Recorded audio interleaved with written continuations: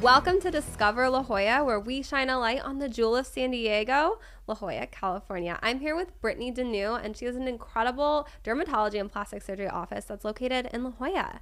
Yes. Hi. Thank you so much for having me. Yes. I'm really excited. I'm Brittany Deneau. I'm the physician assistant at our practice. Our practice name is Dermatology and Plastic Surgery Specialist. We are located on Draper Avenue. Our practice, we opened in our La Jolla location about 6 months ago. It all started out in Palm Desert. I was living out in Palm Desert for over 8 years. The practice is owned by our dynamic duo team, Dr. Natalie Dreesen. She's our board-certified plastic surgeon, and Dr. Michael Messina, and he's our board-certified dermatologist. And I know you said that out in Palm Desert, you kind of have a really big practice, and that's why you decided to launch in La Jolla because you were so successful, and you're like, let's do this in the La Jolla market. Yes, absolutely. So I started working with them when they opened their practice in Palm Desert, like over 8 years ago. And through that, we developed a thriving, well-established practice, and we did always want to open up a second location, and we thought, what better place than lovely La Jolla, and I definitely volunteered to move, and so that was always a goal of ours, and so we're very, very excited to start this journey here in La Jolla. We've just being part of the community, offering all of our amazing services to our patients. And so, I mean, that we can jump right into like some of our services that we do offer. I guess maybe let's chat with you about like some of the services that people like get the most, or what's the most popular services, or what are some things that maybe are not as popular that as people living in La Jolla, or maybe they're out in the sun a lot, like they need more so. Yeah, so the one thing that definitely puts our practice apart from maybe some other ones is that we do offer both the full general dermatology side as well as the cosmetic side. And really with that full general side, we really do focus on skin care, full body skin exams. We do focus a lot on skin cancer. So definitely, we always recommend patients to come in at least once a year for a full body skin check, because skin cancer is very prevalent, especially we're out in the sun a lot here in San Diego. So we love to have you guys come in and definitely get your skin checked. So we were talking about not only that you offer dermatology, but you have more of the aesthetic side too with plastic surgery. Yes, exactly. So we do offer a lot of different services for our aesthetics. Definitely we do injectables like Botox fillers, but a lot of different lasers too to help with like different skin issues, including we have CO2 lasers to help with skin resurfacing, IPL laser, which helps with brown and red pigmentation, a lot of those sunspots that we do see. So it really does get to the root of the problem, which also helps with anti-aging, stimulating collagen. And then we do focus a lot too on health and wellness in our practice. We do have a full medical weight loss clinic too. Oh, I like that too. So you really do have everything. It's not just skin, it's like full body. Full body, yeah. And so the medical weight loss injections, they have been very popular. So we do prescribe Ozempic and Mounjaro and like their generic forms. And not only do we just prescribe it, but we do also focus on like healthy habits, so that when you do come off those medications, that we really do talk about different like exercise and nutritional plans, and then also what happens to the body, like how it changes. We do have different skin procedures for body contouring. One in particular is our Neo M Sculpt, which helps to build muscle, because when you do lose weight, you also do lose a little bit of muscle too. So as we're getting into summer, what's a really good skin tip or something that you would want your clients to do or know before they get out into the sun, before they head to the beach? What's something that's going to help prevent that damage? So being in dermatology and just a huge believer in good skincare, I do really recommend sunscreen. Okay. It's one of the number one like skincare products that when patients ask me what they need in their regimen, sunscreen is definitely number one. And not only is it just sunscreen and like your moisturizer, but you really just need an SPF that's at least 50 or above or higher. And then the certain products in that sunscreen, zinc oxide is really number one because it blocks both the UVA and UVB rays, so it's going to give you the most protection. And then also reapplying it too, so it's not just putting it on first thing in the morning and then you're good for the rest of the day. You really do need to reapply it every 2 hours. Okay. See, I feel like not a lot of people know that. They just kind of put it on, maybe it's in their makeup, it's under their makeup, and then they just leave it all day and they think, oh, I'm covered, but you really do have to keep putting it on. You have to put it on, and it really will help with prevention of sun damage. We do see pre-cancer, we see skin cancer, and you might not see it when you're younger. It takes time for that to develop over time, and so it really is the best prevention. And not only for skin cancer too, it's also anti-aging. It helps with, you won't have as many wrinkles, as many brown spots, things like that. And then as you age, your skin kind of has that protective barrier, so you'll have a little bit more kind of time on your hands, and you're not going into the more like harsher treatments or peels and stuff like that. Yes, exactly. Are you running any specials this summer at your practice? Yes, we are.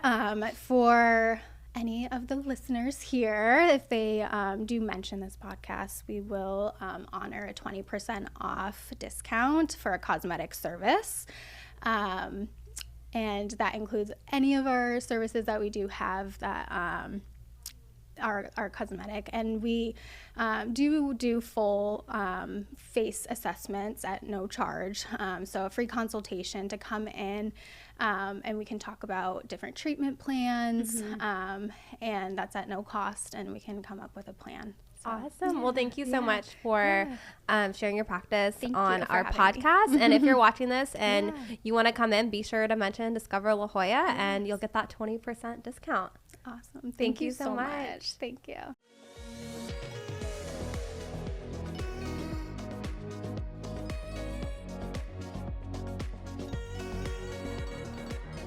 Welcome to Discover La Jolla, where we shine a light on the jewel of San Diego, La Jolla, California. I'm here with Carol McGinnis of 3D Tangerine Photography.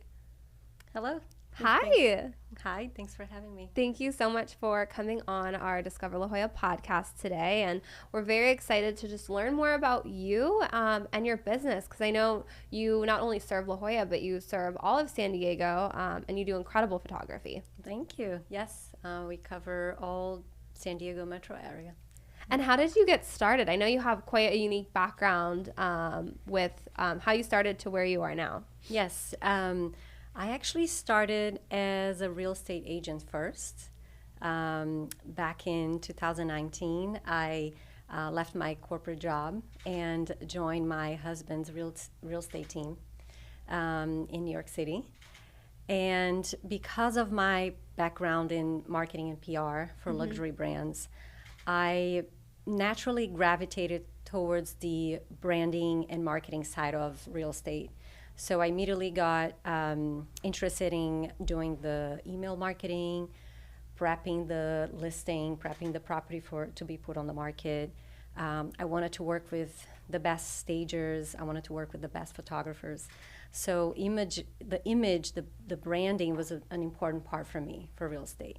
So I did that for a while until COVID came and changed everything. So we needed to hire a virtual tour company to come and scan the properties we had listed. And just by doing a quick Google search for that kind of product, for that kind of service in New York City, we realized that there was no real market leader for virtual tours in New York City. It was kind of all over the place. The prices were all over the place, and we saw an opportunity to start a business.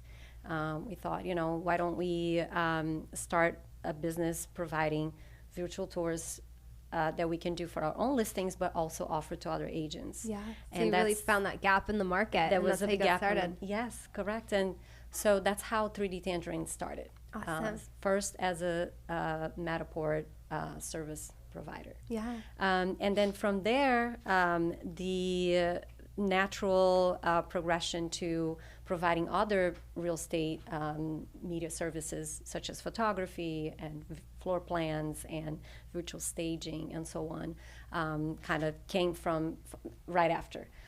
Some of my clients start asking me, well, you do the virtual tour, but what about photography? It would be so much easier if we could do everything with you. And so eventually I started hiring photographers and other professionals to work with me, designers, photographers, and videographers.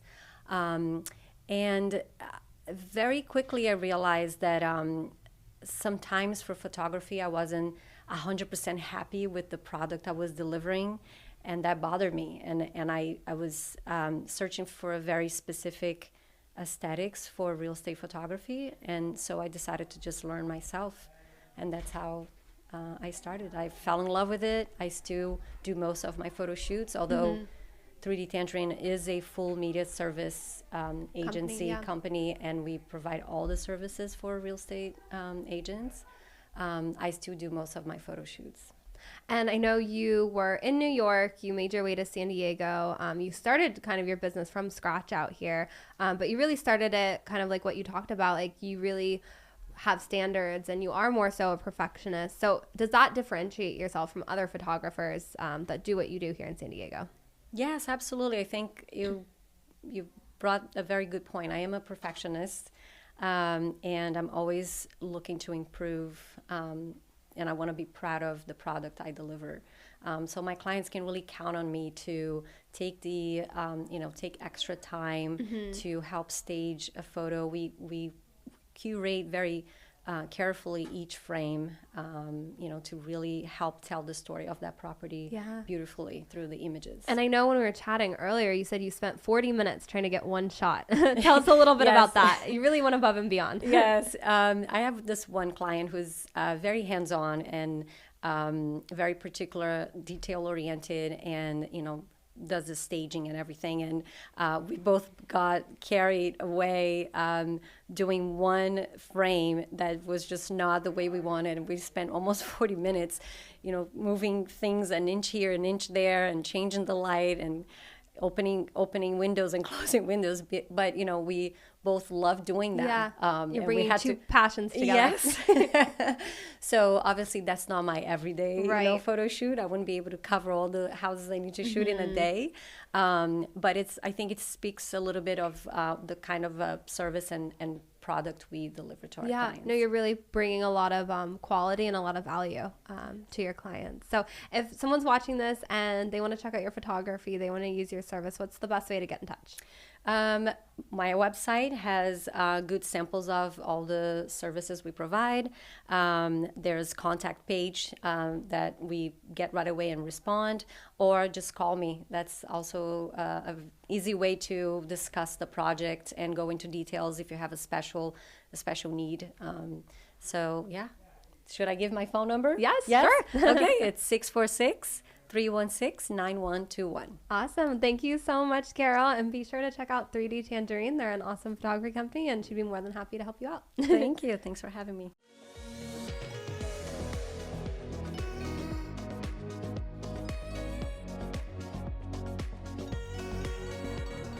Welcome to Discover La Jolla, where we shine a light on the jewel of San Diego, which is La Jolla, California. I'm here with Jeff Jackson from Your Family Vine, which is such a unique service that you offer, and we're so excited to share a little bit more about your business and how you got into it. Well, thank you. I'm glad to be here and glad to be able to share about this. Yeah. So how did you get started with this?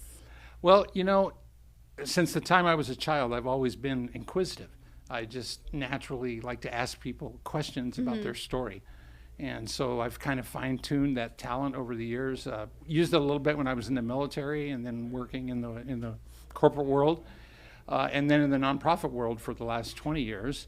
And so because of that, I had a lot of friends that would ask me to interview their grandparents and so forth to get their life story. And so I did this quite a few times where I asked them to, hey, let's talk about where you were born. Tell me about your grandparents and just interview them. Just the whole kind of like their family lineage, their history. Yeah, tell me your family story and do it in a chronological way, but not just getting facts and data, but also getting the stories that sort of make a family story live. Yeah, because you can have like, what is it, the ancestry.com, where you see the lineage trees, or you kind of have like, oh, this person married this person, and you see that, but you don't really hear like, oh, like what did they do for work, or how did they meet so-and-so, or where did they move to, and it makes it more personal. It does. And then even where they were at, especially my generation, baby boomers and older, where they were at pivotal moments in history. Like, where were you the day Kennedy was shot? And where were you? What were you doing when they landed on the moon in July of '69? Yeah, how old were you, and all that. And similar, your generations, where were you on 9/11? So getting that kind of info in the person's, in their loved one's voice is just an incredibly powerful tool that that actually, it builds family unity. It kind of imparts identity and so forth. And so what really pushed me over the edge to kind of like, hey, this could be a business, was when I interviewed my dad first prior to his passing, and then I interviewed my mom in 2022, and I hadn't told my family that I had done that. But just sitting across the table with my mom and say, Mom, tell me about your childhood and growing up. Tell me about my grandparents and what countries they came from in Europe.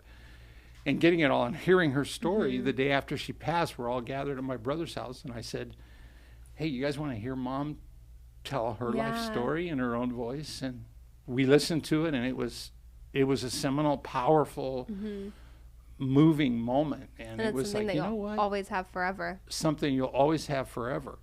And then each of us, we talked afterwards, my kids, my grandkids, my nieces and nephews. It was really clear that they preferred hearing her voice rather than seeing her, in her early 80s doing a video interview. Right. Because it's more so like you're kind of hearing the emotion behind her voice of where she was in those certain moments. Right. And, it's kind of like how she would want to be remembered versus, when you're a little bit older and maybe your health isn't as great. Exactly. It kind of preserves more so just the story, not like the appearance of it. Exactly. And what it does is just hearing the voice, audio only, then lets each person picture her in their mind at the age when they have the fondest memories. Yeah, and you kind of go year by year, step by step. So how long? So it's chronological. Yeah, so how long does it take when you sit down with someone to record their story? It normally takes, the ones that I've done so far, about 15 of them so far, it takes between an hour to an hour and 45 minutes. So do you have a certain list of questions that you ask to kind of condense it? Because I feel like someone's whole life would be so hard to fit in an hour to an hour and a half. There is a flow to it, and prior to them, to the actual interview, I send them sort of a one-page thing to provoke their thinking, think along these lines. And then I kind of have it broken down with certain genres of questions, but all of it within the context of chronologically. So how did you meet, your husband, and what were the things that went on with at that time, and then what was the work you were doing, and at the birth of your children, all those kind of things. And what do you remember about your grandparents? What kind? And my age, most of our grandparents came from other countries, right? So they remember the German accents of their grandparents, or Spanish accents, or like the way their house smelled, or like what they were cooking, exactly, or certain things that just were not really like normal at the time. And so we've so what I've discovered, which kind of again was the impetus to kind of launch the business, was you're not just it's not just giving something, a product to somebody, but you're giving something that's going to carry a family legacy forward and help people downstream from that point onward to keep it a tradition, to know who too. they are. To And cultivate their identity. They have a whole library of just everyone in their family, where it's not just their grandparents, but you can even do it for like your kids, or you kind of grow up with them like at certain moments too. So it's not just for people who are at the end of their life, but it could be for people who are maybe at the beginning or in the middle. Or it could. One of the distinctives that I found, though, and again, as a baby boomer myself, is that our generation, baby boomers ended in 65. I mean, Gen X started in 66. Our growing up and our parents growing up was not recorded at all. Right. There's some old maybe black and white photos and stuff, but there's nothing audio recording or video, wise, kind of like what we're doing or video here. at all. Yeah. So really the value has been for the baby boomers and older, where their life story and moments as they were growing up were not captured either in video or in audio. Yeah, so it really fills that gap. It really does. And I love that. So incredible, and it's so touching. And if someone's watching this and they want to kind of learn more about your services and they want to do this for their family, what's the best way to get in touch? The best way is to go to our website, yourfamilyvine.com, and they can either, there's a little button on there to contact us, and the phone number of the business is on there. I love talking on the phone. Again, my generation, we prefer phone calls to even texting and so forth. So any questions anybody has, and we do it, we do it at any location that's convenient for them. Okay. Think about the background noise and so forth, but there's even some that we've done with some, like a bird. I was sitting on the patio with a woman in Fallbrook, and a bird landed, and it was chirping a little bit. And so when we sent it to the editor, he said, hey, do you want to take that bird out, or you want to leave it in? Because it kind of captures the moment. And it's like, no, leave it in. And so, Awesome. Well, thank you so much, Jeff. My pleasure. I really appreciate learning more about your business, and Thank appreciate you coming on the podcast. All right. Thank you very much.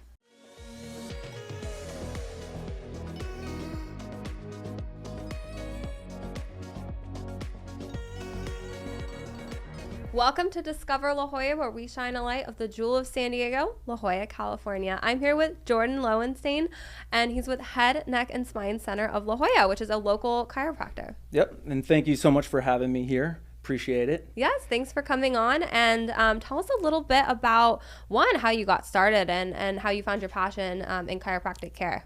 So basically for me, it started at a very young age. My dad was a chiropractor, and so our whole family at some point was working out of his office. My sister was answering phones. I was running around the office putting e-stim and heat on people. And then my mom was doing like the accounting stuff. So we all had like a part in the office, and I firsthand saw like how many people get better with chiropractic. So we have people coming in that can like barely walk in the door, and by the time they leave, they're walking like they're 100% better. Yeah, that's incredible. And seeing that, I'm sure, is so rewarding. Yeah, that's the best part of it, is seeing how fast people are cured with chiropractic.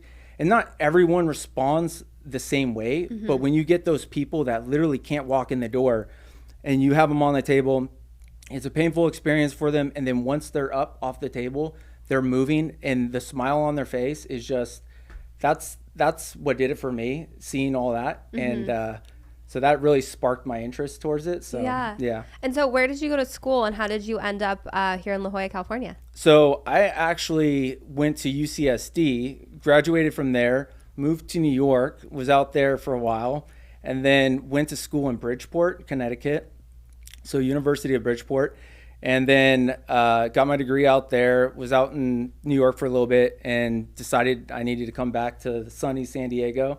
So I ended up back out here, met Brandon, and started renting a room out of his office. So Brandon's great. That whole practice is great. It's my chiropractor, and I know you've seen me a couple times. So it's such an awesome business, and it really does help change lives, and it's something that even if you don't think you need it, it does improve, whether it's your mobility, whether it's just like your health, your mental health. It is good to take care of your body. What's one of the craziest things that have happened to you while giving chiropractic care, or something that you've seen a patient of yours kind of take a turn for the better? So it's when I was first starting out, probably the the thing I didn't realize is everybody reacts differently.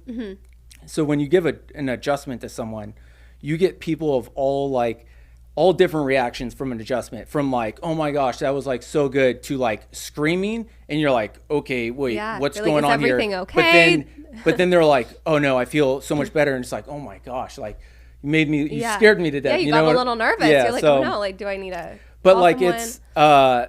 it's crazy just seeing the reactions from people, and like I said, it all comes down to that smile afterwards. Like that is what does it for me. And our goal with every patient isn't to get you 100% better in the first visit. That's like, it's not ideal. Like it's a very hard thing to accomplish in one visit.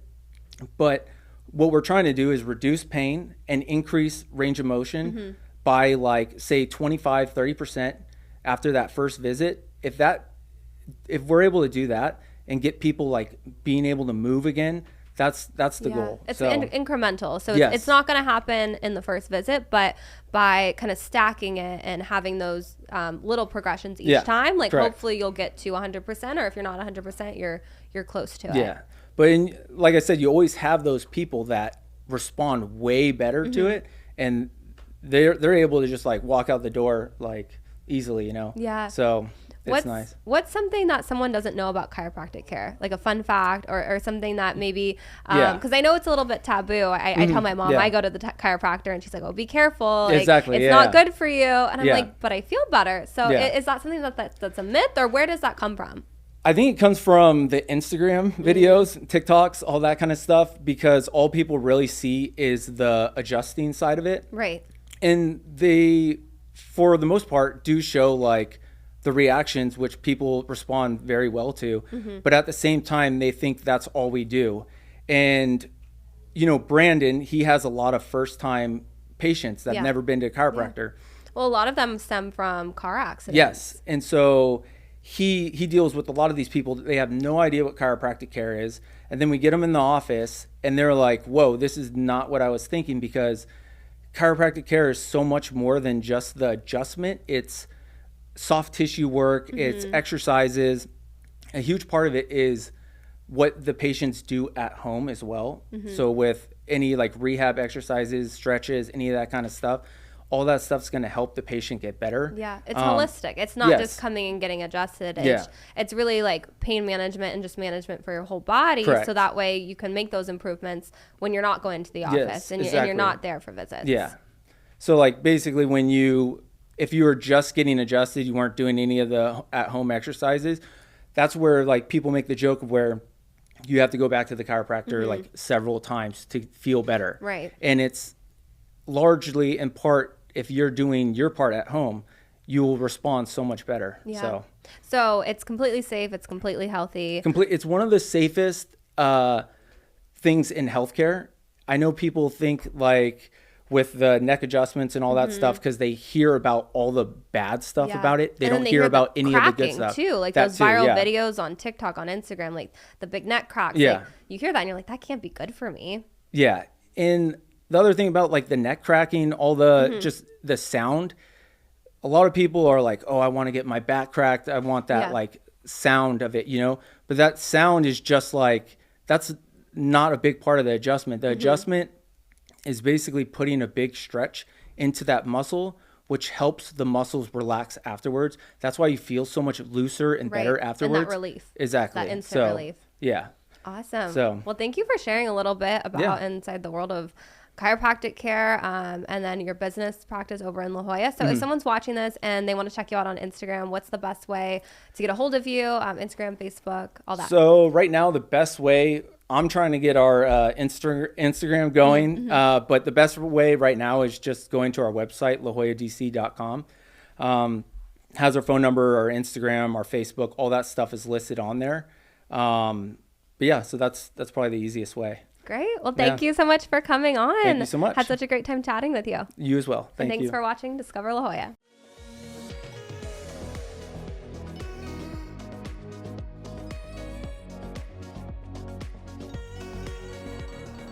Welcome to Discover La Jolla, where we shine a light on the jewel of San Diego, La Jolla, California. I'm here with Krista Schumacher.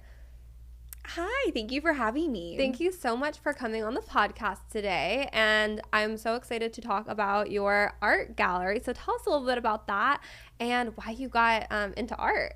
So I am a full-time palette knife oil painter, and I opened my gallery in La Jolla 3 years ago, and I'm so excited. Last year we won Best Gallery in La Jolla. Congratulations. We're up in the running again, so we'll see if we win it again this year. But yeah, it's been a really huge success, mainly because the community has been so supportive of my art. And it's really beyond my wildest dreams that all of this has happened to me. I've been in La Jolla for 7 years now. Okay. So how did you get started and how did you discover this passion? So I started painting when I was 16 years old. My mom took an art class with a friend, and my mom and I are very close. And she had this very natural talent. The instructor asked her, like, how long have you been painting for? She's like, this is my first time. Yeah. And so I was inspired to start painting as well. And so I picked up oil painting, traditional oil painting. And I actually started my career as an art educator. So I was an elementary school art teacher. And I was doing my own art on the side and started sharing it on social media. And people were responding really well. And my husband and I got married, and he had a job opportunity out here in San Diego. And I had never even heard of La Jolla. I didn't know it existed. You're like, where are we I had never moving been to La Jolla. And we moved out here. And during that time, I missed the gap in the school teaching year. And my art was going really well. And so I said, you know what? Let me take a year. Let me dedicate myself fully to my art. Let me see if I can actually do this. And I do need to make a living. So let me see if I can develop the business side as well. So I knew no one in La Jolla, and I went with a little postcard with my art on it. And I introduced myself to every business in La Jolla. Oh, I love and that. That's so smart. Door to door. So wild. And the first art show that I did in La Jolla was with the La Jolla Art and Wine Festival, which happens every single year. It's a great addition to our community, and that was really what set things off on fire. Like, people responded so well to seeing my palette knife art, and they really loved it. Now, you say palette knife art. So how is that different than just kind of like the other galleries or artists in La Jolla? So palette knife oil painting is a very heavy textured type of artwork. So if you see my work in person, it's almost three-dimensional. And I don't use any paintbrushes at all. So I almost sculpt the paint on top of the canvas. And it has a lot of energy to it. My work, I mainly focus on doing abstract contemporary work, but also the local landscapes of La Jolla. And the reason that my gallery is different, the main reason is that I own the gallery and I represent my own art. So I don't represent other artists' work in my gallery. It's just you exclusively. It's just me, yes. Awesome. So how long does it take you to create one of your art pieces? Does it just vary, obviously, by size? But what's the average amount of time that you spend? So with my type of art, my style, it's called alla prima, which means painting wet on wet. So the top layer of oil paint that you see has to be done in a 48-hour sitting. Okay. So it's actually a very quick, spontaneous method of painting. And for my larger pieces, my largest piece has been a little over 11 feet. Oh my gosh. It was a custom commission for a condo in downtown San Diego. I am so focused on painting in that 48-hour time frame that I have helpers, assistants that will squeeze the paint. Like, I literally won't even take a break for lunch. Like, I'll just eat like a bar as I go, just to try to maximize the time in which the paint is really wet and I can still manipulate it on the canvas. Yeah, because once you lose that window, I'm sure you can't really go back and manipulate it that much. Right. But in some ways it's good because for all the creatives out there, one of the hardest things with any creative project is knowing when to stop. It's sometimes really hard to walk away and say, it's done, it's finished, it's perfect. And I kind of have a timeline that forces okay, you. I have to be done. It has to be done. I love that. I have to walk away. And so in some ways that's good because sometimes you can overwork things and you can lose the beauty of something by thinking about it too much, overthinking, adding a little too much, tweaking it when it was perfect just the way it was. Exactly. Yeah. That's awesome. Now, do you participate in any of like the First Friday art walks in La Jolla? Yes. The First Friday art walks have been one of the best additions to our community. I opened my gallery and they were not running until about 6 months in. And I still remember the first Friday art walk. I was out of town, and the girls who worked in my gallery were so overwhelmed in the best way possible of the attendance at these First Friday art walks. So they're every month, the first Friday from 4 to 7 p.m. They bring out a great crowd. This past First Friday was phenomenal. We were celebrating Pride. And those evenings for me as a gallery owner are essential for my business. We sold 5 paintings at the last First Friday art walk. So people get to meet the artists. Yeah. We always do our special exhibitions. exhibitions. And then they really get to see your art firsthand and then talk with you and then really understand, why you created that piece. And they feel more attached to it too. Exactly. And I thought that, when the event first started, it was really popular and it really has not lost any steam. Like there's always new people who come out and it's a really comfortable way to see the galleries in La Jolla. I know sometimes people can be intimidated to go into a gallery. Yeah. They don't want to ask a question that might, it's like, don't touch. Yes. Everything's on the walls. There's not a lot of people in there. So people usually just, they window shop. They just look and they don't really want to walk in and get to see it up front and up close. And so at my gallery, we're the exact opposite. Like we try to be as friendly and welcoming as possible. I love it when people ask me questions about the art. There's no stupid questions. Yeah. Like we're all learning and I love being able to engage the community during those events. That's so awesome. Well, if someone's watching this and they want to support you, what's the best way for them to find you on social media, contact you, and learn more about your gallery? So the best way is on Instagram, Krista Schumacher Art, and my website, KristaSchumacherArt.com. And to come visit the gallery, I work every Sunday. So if they want to meet me specifically, that's a great time to come out. And also come for a First Friday art walk. It's such a great time and a great way to meet me and to see my artwork. Thank you so much for sharing your incredible story. And I'm so excited to check out your gallery during the next First Friday art walk. I'm definitely going to add that to my list. Yay. Thank you for having me. Of course. I'm so excited about this.